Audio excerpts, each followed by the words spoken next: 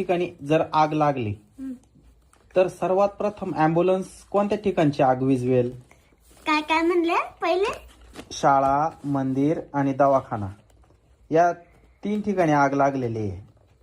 तर सर्वात प्रथम अँब्युलन्स आली तर कुठली आग विझवेल? दवाखाना, शाळा. हा, आणि शाळा, मंदिर. शाळा, हा, शाळा. शाळा. शाळा. पोरं येऊ शकते ना त्याच्यामुळं. हा, पोरं येऊ शकते ना त्याच्यामुळं. शाळेत मुलं येतात त्याच्यामुळे अँब्युलन्स तिथली आग विझवेल असं. कुठलं काय मंदिर? सांग का? दवाखाना. हा, दवाखाना दवाखाना.